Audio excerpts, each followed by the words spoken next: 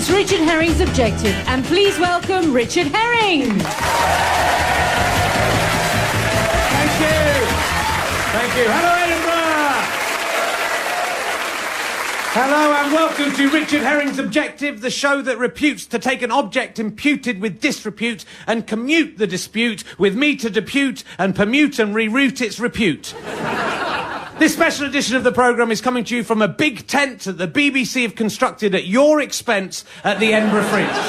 Because if there's one thing that Edinburgh was short of at this time of the year, it's a venue, right? As always, I'm assisted by the star of ITV's Planet Mirth, a show so popular they had to put it out at 2 a.m. to give the other programmes a chance. It's TV's Emma Kennedy! Hello. You all right, Emma? Yeah, fine, thanks. So, as it's an Edinburgh special, we're going to be reclaiming a contentious Scottish object this week, and I can already hear the uncomfortable shuffling of bekilted legs and the clanking of disgruntled sporrans. And this Uxbridge-educated Sassenach come up from London with his prissy radio for cronies, telling us about what being Scotch is about. I'm afraid that's what you sound like, but don't worry. It's always difficult when you hear someone else doing your voice, I know. Don't worry, I know I sound English, but I'm currently appearing in my 20th Edinburgh Fringe, which means I've lived in this city for nearly 2 years of my life, which makes me 1/22th Scotch. Which is why, if I see any small children in the street, I stop their mother and say, "Ah, look at your little son. How old is he?" Oh, wait, Jimmy's 19 months old, the new. 19 months, are you, Jimmy? Aye. And was he born here in Edinburgh? Okay, Edinburgh born and bred is our Jimmy. So you've lived your whole life in Edinburgh, Jimmy. You think you're Scotch, don't you? Aye, I am a Scot. Well, I've lived in Edinburgh for 20 months. That's right, 20 months, which means Jimmy, I am more Scotch than you. You think you're all Scotch, don't you, with your tartan bonnet and your ginger hair and your baby bottle full of iron brew? It's better for your burn than dug milk. Well, screw you, Jimmy, because I am more Scotch than you. 1 month more Scotch than you. Oh, no. My baby's less Scottish than an Englishman. You've disgraced our family, Jimmy. I'm going to have to leave you on a hillside to fend for yourself. Mammy! It's for your own good to know. Death is better than being less Scottish than an Englishman. He can take our stone of Scoon, but you cannot take our freedom! That's right. In this way, I'm going to wipe out all the Scottish children like an Edinburgh King Herod. The Scottish race will dwindle and then die, defeated by their own national pride and hatred of the English. Take that, William Wallace! Although there is the danger all those children will go feral in the wild and be doubly as Scottish as they were before. That's the danger. And come back and get me. But enough of attempting to foment an Anglo-Scottish war. The point is, I'm partly Scottish and thus an apt spokesman for this fine nation. If we'd wanted to stir up even more ill-feeling and ensure I don't leave Scotland alive, I could suggest that the Stone of Scone is English, due to the irrefutable law of finders keepers. Or elaborate on my theory that Greyfriars Bobby was not, as thought, a small Scottish dog who loyally sat on the grave of his master, but a small and embarrassing Scottish man who sat on the grave of a dog. But there is an even more contentious item to be discussed, so let's see what object we're going to be objective about this week. The See You Jimmy hat.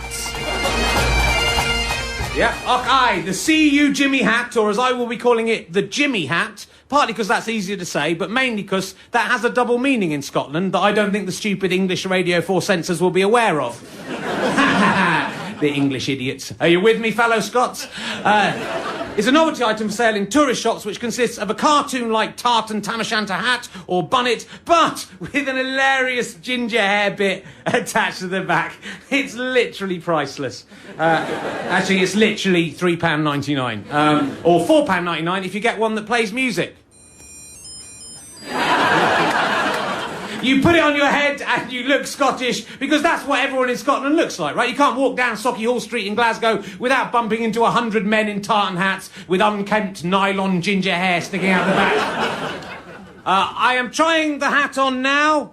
There it is, I'm putting... Oh, I'm becoming Scottish. It's weird. I really fancy some heroin right now. Get this thing off me! This is awful. It's almost the most racially offensive item you could imagine, yet it's readily for sale in Scottish shops. It's like going to Jerusalem and finding a shop selling broad-brimmed black hats with fake ringlets coming down the side and a gigantic nose attached to the front and a sticker on the back which says, "Oy vey, I love money." That wouldn't be countenanced by the Israelis, and yet the Scottish don't even seem to complain, which seems bizarre because the Scottish usually do not put up with anyone mocking their national stereotype. In fact, I guarantee you that dozens of people are writing furious missives to the BBC right now because I referred to the Scots as Scotch in the first sketch. I did it deliberately, you idiots, to prove the point I was making about how seriously the Scots will take themselves, and also because one of my ex-girlfriends works in the complaints department of the BBC, and I wanted to make her life miserable.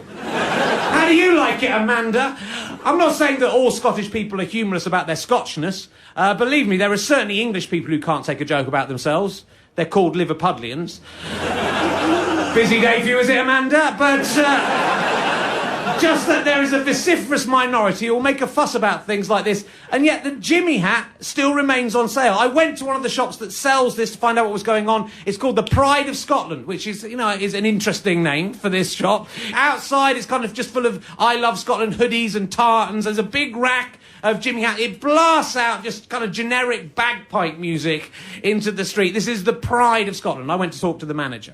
How do you choose which items come into the shop here at the Pride of Scotland? Do they have to pass a test of Scottishness to get in?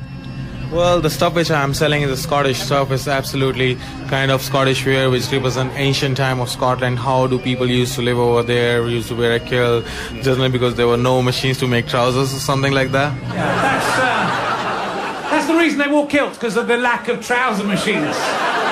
In England, we have loads of trouser machines, and they're going, "Please let us have some trouser machines." No, you're going to have to just wear a kilt. Sorry about that. This is one of the items you sell in your shop. It's the CU Jimmy hat. Is it a popular item? Jimmy is very much popular for this hat with a tam on his top and this kind of hair. So that's really very funny. People going to pubs and all, making birthday parties, going to nightclubs, they generally prefer these things. Do you feel it represents Scotland, this hat? Well, yeah, I do.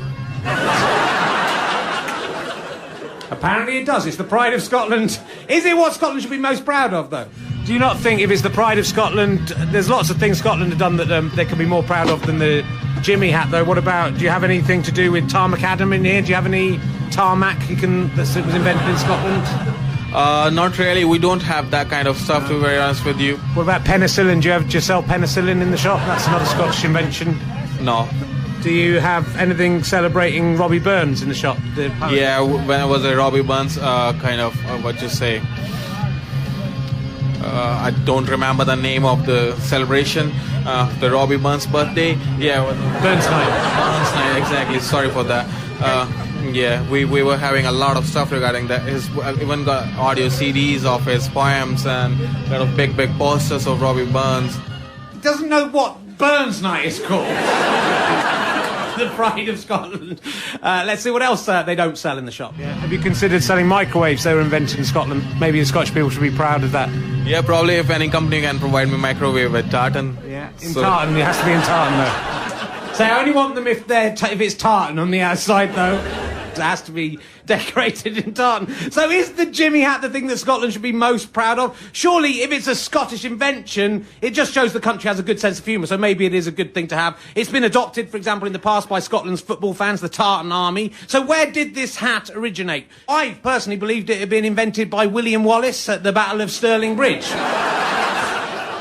That's not where it originally started. In fact, there seems to be no history of the wig being commercially available until the 1990s, which I was surprised about. It's produced by Thistle Products of Dalbeattie Dumfries, who in the 1990s were making up to 7,000 of these hats every week. Their director, Jim Boardman, insists the CU Jimmy hats were his idea. He said in a newspaper interview, "I came up with the idea in the early 1990s after seeing a clown wig with red hair." Seems a bit of a leap, doesn't it? We've all seen a clown wig, but that doesn't immediately make us think of attaching it to some tartan to make a racially dubious hat. Is this not a bit like Jim Boardman saying, "Back in 1975, I was looking at a typewriter, and it gave me the idea for the iPad." I invented that. It seems a bit of a thin explanation, and if he did invent it, why did he call it the C.U. Jimmy hat? Isn't that the catchphrase of Russ Abbott's character, who is also called C.U. Jimmy? None of Abbott's sketches have ever been heard in Scotland before, for fear of inciting an uprising, but I'm brave enough to come up here and play this in to the Scottish people for the first time. I hope it doesn't offend you too much. Next. Mr. C.U. Jimmy. See you. Well, we'd like you to imagine you are the British Rail announcer at King's Cross, and, well, just read what's on the card, eh? Aye, right then, here we go then. See you, it's a less such a beauty, so after the crickness, qualify put pin, government, Robin, and Consilio, go. Let's do platform 3, and there's no buffet service.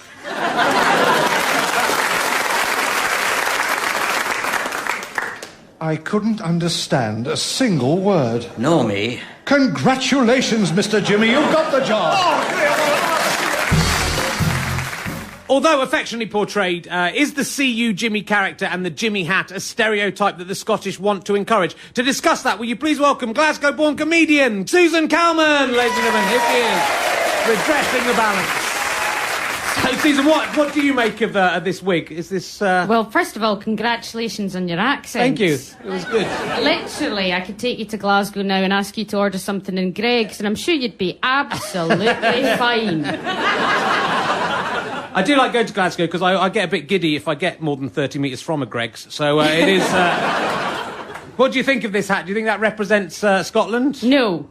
I think that's the short answer. I don't think it does represent... And oddly enough, apart from the Tartan Army, very rarely do I go out of an evening and find a Scottish person wearing a C.U. Jimmy hat. It's just not something... It doesn't complement many outfits and makes you look like an utter idiot, to be honest. And surprisingly, contrary to what some people believe, the Scottish are not, in fact, idiots at all. The people who buy that from England... They're idiots. Why is it being sold? This is a made by a Scottish firm, sold in Scotland. Why are the Scotland perpetuating this sort of stereotype by Scotland? I don't know why, because, I mean, I find it odd, as you were saying earlier on, why nobody objects to it. Why nobody... Because, I mean, when you see someone wearing that, you don't go up to them and go, take that off, you're an embarrassment to yourself, you're an embarrassment to your family. Do people know you're wearing that hat? And no one goes into the Pride of Scotland. Well, no one Scottish goes into the Pride of Scotland, I think is the point. The shops that sell suits of armour on the Royal Mile, I don't know anyone Scottish who's gone, you know what I really need? A suit of armour. And I don't know why we've never risen up as one, probably because we can't be arsed. But I've no idea why we haven't risen up and gone, take off the shelves. I find it offensive. I do find it quite offensive. Yeah. Surprisingly, Scottish people aren't that different from other people. Maybe that's what it's... I'm sharing a flat with someone at the Edinburgh Festival and they went, do you get Channel 4 here?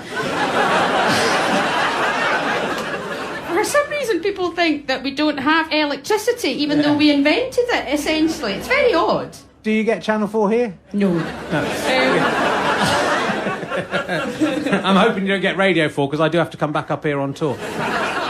That C.U. Jimmy stuff that Russ Abbott used to do, that's really funny, but really offensive, because I've been on Radio 4, I've been allowed on a couple of times, and I think people understand what I'm saying. Yeah. You're just nodding. About 3:30 yes. at the moment. What? Emma can't understand. I think the confusing thing is the Tartan Army wears it, partly so no one can be individually identified when they've been... It's like, where's Wally? They're everywhere! But you don't see English football supporters dressed in Morris dancers' outfits. So what do you think would better represent Scotland? Do you think there's anything or any person that's represented in Scotland? Well, it's very difficult to think of one person. Robert Burns is an interesting one because he wasn't just a kind of... People think he's some form of drunken philanderer, and he was as well, but he was one of the greatest minds that we've ever had in the country. Some of his letters about the political situation. So maybe we should reclaim Burns. Maybe that's what we should be doing, reclaim what Burns actually was, instead of just this kind of twee poet. He was actually a radical political thinker. James Napier, who invented the decimal point. Scottish people like to be very precise about figures. That may be a bit more of a tough sell.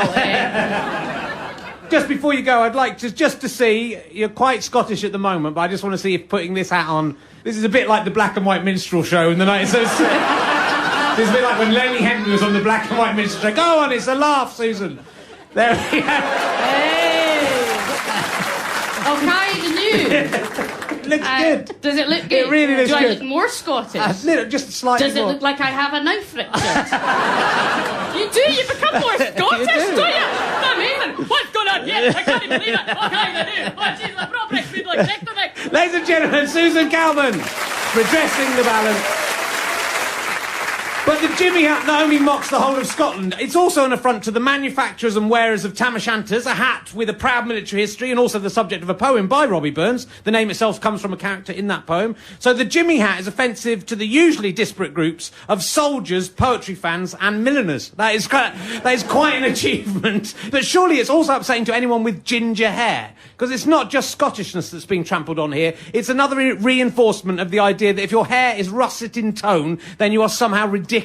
How can the colour of your hair be inherently amusing? Yet anyone with ginger hair has to endure a barrage of name-calling.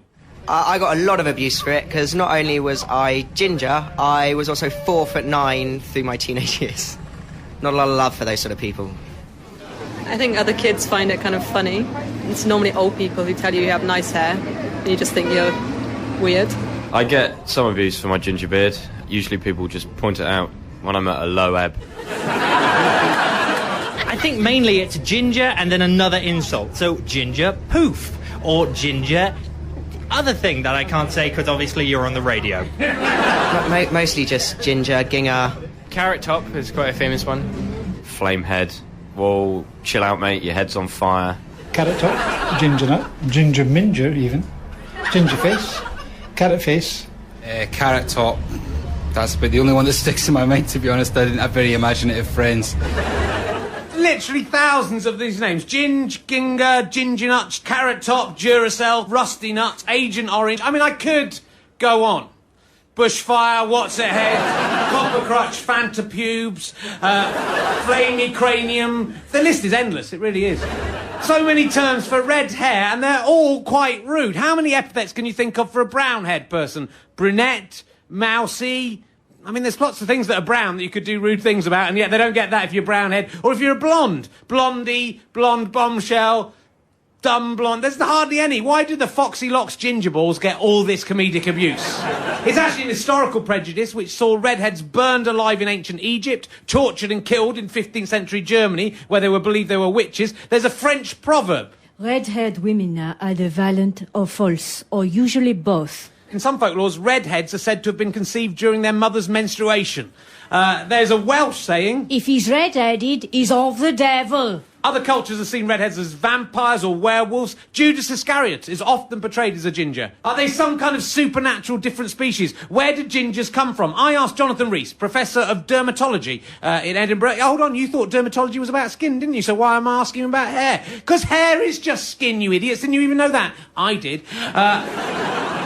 He was part of the team that discovered the red hair gene. So where does red hair historically crop up and why?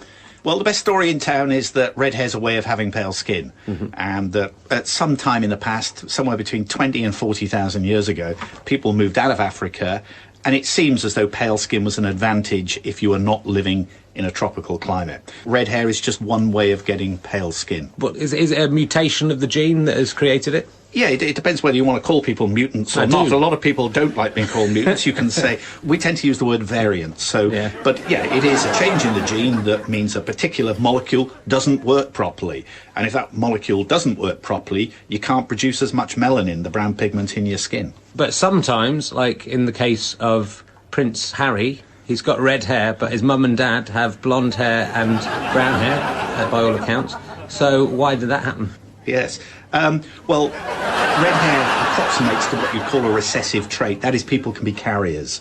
And in the UK, maybe 30 to 40% of people are carriers. So it's going to happen quite often that both parents, neither of them has red hair, and roughly a quarter of the kids will have red hair. That makes it sound a bit like a disease, though, if they're carrying this... Well, it's not a disease, it's just a variant in the sense that some people are taller, some people are shorter. It depends on what environment you're in, whether something's good or bad news. If there's not much sunshine around, pale skin seems to be preferable. So how did you discover this red-haired gene in the first place? Well, people have been studying pigment genes for skin colour in mice for a long time, because you can make mice do certain things that humans, you can't persuade them usually to do. Crosses between certain mice and so on. So people had noticed a yellow mouse, it's quite famous, and somebody worked out what the gene causing that yellow colour was.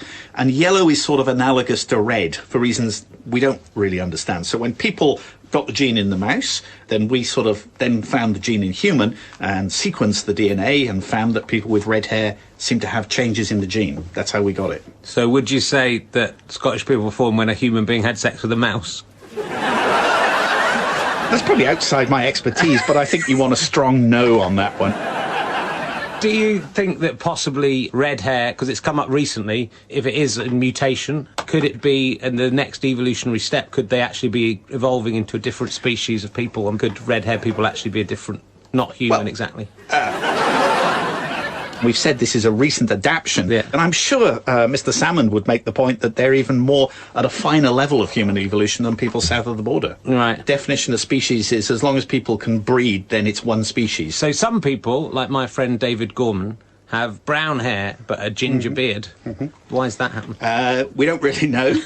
You see differences in hair colour on different body positions in a lot of animals, and if you look at people who have red beards and dark hair, they're more likely to carry one change in this red hair gene. That's quite interesting. So might that be the next X-Men? It wouldn't be a very good X-Men film if it was just I've got different colour hair on my head than I have on my body.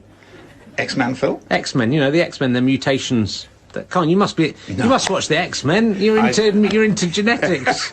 I'll get you the DVD. It's about, you know, they're the next stage of human evolution. Okay. I think it's I'm not sure if it's a documentary or just based on a true story. Must be watching the rugby. Magneto and stuff. There's a new generation of people, and they all have magic powers. I'll have to do some more research into this matter. Having ginger hair would be a disappointing mutation to have to admit to in the X-Men mansion. Hi, I'm Rogue. I can temporarily assume the powers of any mutant I touch. I'm Wolverine. I have superhuman powers and adamantine claws. I am Storm. I can manipulate the weather and also have especially nice bazoomas. Yeah, you do. Hello, I'm Ian. My mutation is that I've got ginger hair. Really? What power does that give you? Well, no power. Are you feeling okay, Storm? Well, no power exactly. I am a bit freckly. That's not a mutation. I mean, look at Magneto. He can manipulate metal using his magnetic powers. I get easily sunburnt. Ginger hair is not much of a mutation, though, is it? What use are you to us? Well, whenever you're confronted by a gang of enemy bully boys and they'll see me and they'll be unable to resist kicking the crap out of me, and while they're doing that, you can just walk past and get on with all your special missions. That's pretty amazing. He's the best X-Man ever. Ginger hair actually makes all our powers redundant. What the hell was that? You can't do a different accent every line. It's going to be the same character. Susan Calvin can do any accent, just not necessarily in the order you want them. You never know what will come out, but it'll be different every time. Right, South African. Ginger hair actually makes all our powers redundant. Yeah, I think we've nailed that sketch. Yeah. Whilst I might be accused of having my ginger cake and eating it here, what annoys me about things like the Jimmy hat is the cheapness of the joke. Like, ginger hair in itself is enough of a punchline. When Rebecca Wade was being questioned about the News of the World phone tapping scandal recently, the press seemed more interested in comparing her to Medusa or Mick Hucknall than anything she might or might not have done. Ginger jokes are everywhere. Take this one. I just saw that Harry Potter film. Bit unrealistic, if you ask me. I mean, a ginger kid with two friends.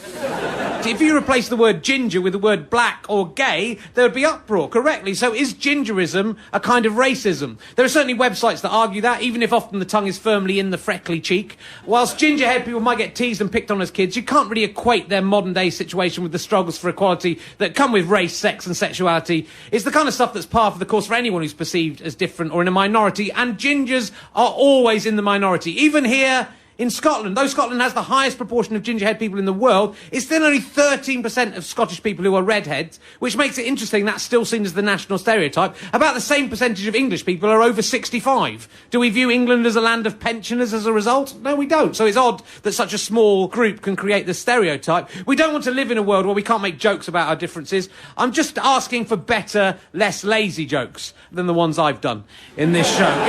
It's a shame that kids will be bullied over something as stupid as the colour of their hair, but everyone has to deal with this stuff. I got bullied at school because I was fat, and because my dad was the headmaster, and I wore sensible Clark shoes instead of trainers, and I carried my books to school in a briefcase. I was in the school band, so most days I was also carrying a trumpet case into school as well. I was like a buckaroo of bullying. How many things can we put on this kid before someone beats the spit out of him? But we're all bullied, and we're all bullies as well, though most of us conveniently forget about the times we made other kids' lives hell. But we should celebrate our redheads, because not all of them are werewolves and witches and prepared to betray Jesus. Probably only about 1 in 3 are like that. Let's give it up for Elizabeth I, Boadicea, Oliver Cromwell, Ron Weasley, Lily Cole, Amy Pond, oh yeah, Robin Cook, Winston Churchill, Lenin, Vivaldi, Tiffany and Johnny Rotten, which is not often a musical trio you'll get in the same sentence.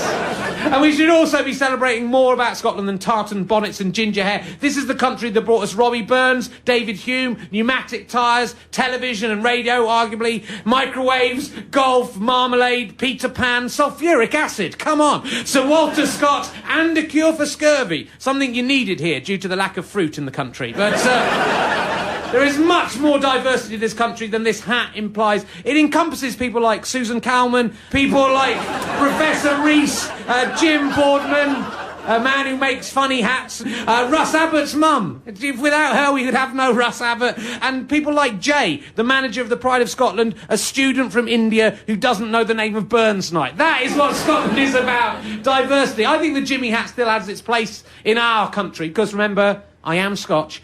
But it's not in tourist shops. In fact, I think it should become illegal to sell this item to anyone who is not from Scotland, but everyone who is from Scotland should be given one for free. And then all the diverse peoples of this proud country can put them on, just on special occasions, to show that despite their differences, they're Scottish and proud, but are also able to have a little laugh at themselves. Not every day, for sure. Probably only once every century. Probably just make it whenever Scotland gets into the World Cup finals. Which is pretty much how it works at the moment. Just leave it as it is. It's fine. Thank you very much for listening. Good night. Cheers.